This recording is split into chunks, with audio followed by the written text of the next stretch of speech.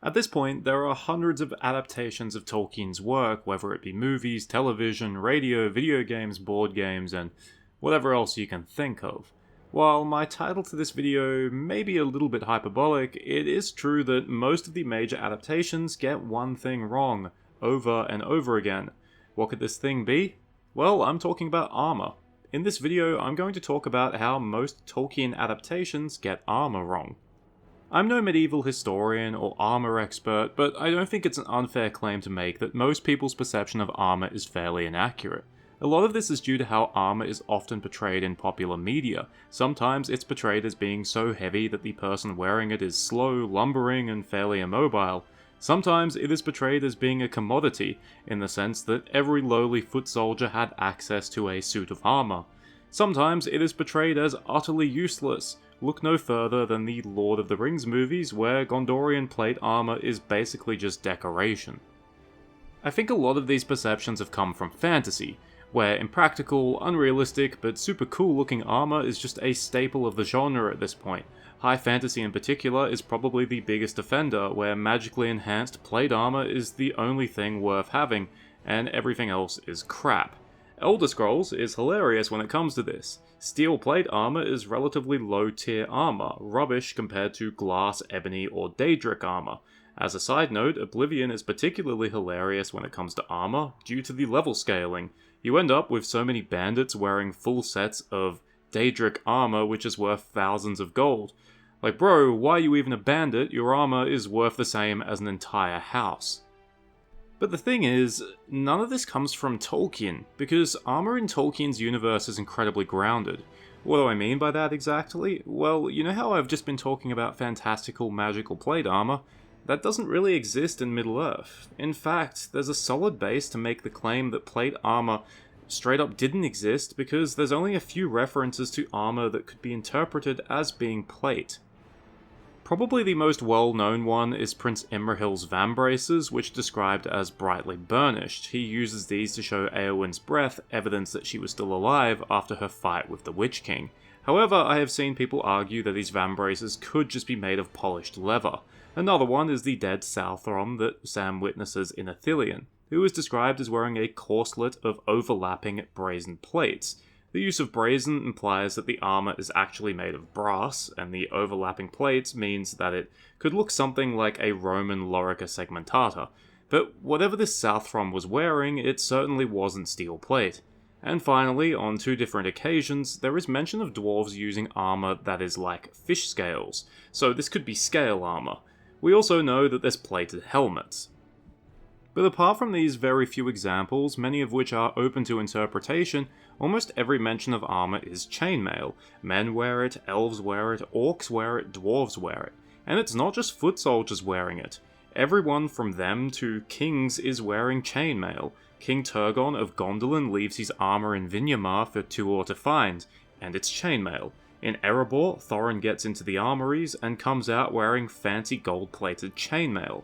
After Isildur is killed at the Gladden Fields, searchers find some of his personal belongings, amongst them his chainmail. When the Witch King is killed by Éowyn, he leaves an empty chainmail hauberk behind. Oh, and you know how I talked about Imrahil's vambraces? Well, the prince and his knights are explicitly described as wearing chainmail, so the vambraces are a bit of an oddity. So if even kings are wearing chainmail, it seems that it's basically the best armor around in Middle-earth, because if there was plate, surely kings would be wearing that. Chainmail is not to be scoffed at, because many peoples in Middle-earth didn't have access to good armor at all, because very few peoples could make good armor. The only armor that the Dunlendings are said to have worn was that stolen or looted from the Rohirrim, heavily implying that they didn't make their own. The Green Elves during the First Battle of Beleriand and the Sylvan Elves at the Battle of Dagorlad are both described as taking heavy casualties because they weren't as well equipped as other elves. Orcish mail is described as heavy and clumsy. It's mass-produced, so it wouldn't be surprising if many orcs were wearing armor that didn't fit them properly. The Balkoff Easterlings were described as being poorly armed, their danger coming from numbers. And those Haradrim in Ithilien were wearing what might have been brass armor. I'm no armor expert, but from what I've looked up, brass armor wouldn't really work that well. The gold standard armour came from the Dwarves, the Noldor, and the Númenóreans and their descendants. Some groups were lucky enough to trade for armour with these peoples. The Elves of Doriath got their armour from the Dwarves of Belagost, who are said to have invented chainmail. Throughout the ages, the Northmen who dwelt in Rhovanion, such as those who dwelt in Dale, were said to have gotten equipment from the Dwarves of Erebor. And, even in the Third Age, the armour that the Rohirrim wore was being supplied by Gondorian metalsmiths. A specific example is Bilbo and then Frodo's mithril coat. It was originally made by the dwarves for a young elven prince. Truly an exceptional gift. So how come there was no plate armour, especially when you consider the fact that the aforementioned groups were exceptional craftsmen capable of magic? Realistically, you can ask this about many things in Tolkien's work. How come technology didn't progress? I think the answers are pretty much always the same. Technological progress isn't linear. Technological progress works differently in a world where magic is present, and many groups aren't interested in pushing technological boundaries. In other words, dwarves probably could have made plate armor, they just chose not to. And we must also consider the metaphysics of Middle-earth. It's a land where everything is in decay because Morgoth tainted the world. People are trying hard enough to avoid regressing, let alone progressing.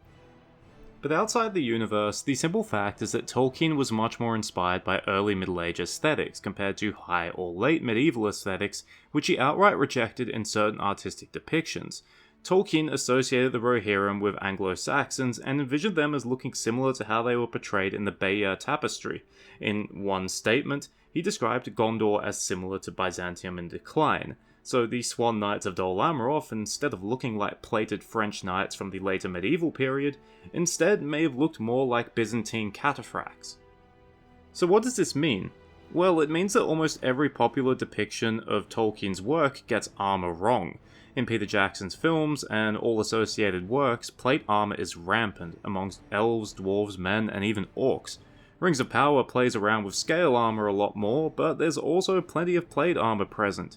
Even Lord of the Rings Online, which is aesthetically more in line with the books, has plenty of plate armor present, mostly for the player character. If I remember correctly, the best adaptation I've experienced in terms of being strict with the armor is the Last Days mod for Mountain Blade Warband, where most, if not all, units use chainmail. And that brings us to the second question. Why don't people care? Well, in reality, lore-accurate armor is just fairly low on the priority list for most people. It's not so different to characters like Aragorn and Boromir not having beards in the books, but having facial hair in the films. It's a minor detail that changes very little. Minor details often get sacrificed in the name of the rule of cool, and the rule of cool has given us some very cool-looking armor across several different adaptations. Now, that's not to say Tolkien himself wouldn't be spinning in his grave, because he did have some very specific ideas as to how things should look, but once again, I'm sure he too would have other priorities when it came to the lore.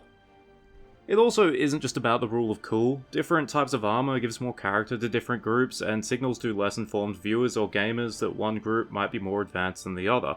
For example, the golden elven leaf style armor from Peter Jackson's universe is extremely memorable, and the intricacy of it alone is enough to tell you that the elves are far more advanced than the Rohirrim with their simple chainmail.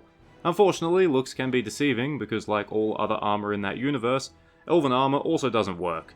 Now, that's not to say that you can't show differences through chainmail, but it is far more restrictive. And finally, where do I stand on this? Well, despite being a Tolkien lore channel, I don't consider myself a purist, and armor definitely isn't on my list of things that are untouchable. When it comes to armor, the first thing I care about is whether it looks good and is practical, and that it doesn't look out of place in Tolkien's world. And secondly, I care about whether the armor works. So yes, I don't like the Gondorian papier-mâché stormtrooper armor, but to be fair to Peter Jackson, I think armor working is more the exception rather than the rule at this point. Thank you for watching, I hope you enjoyed it or at least found it interesting. I know there is some debate about the armor in Tolkien's universe.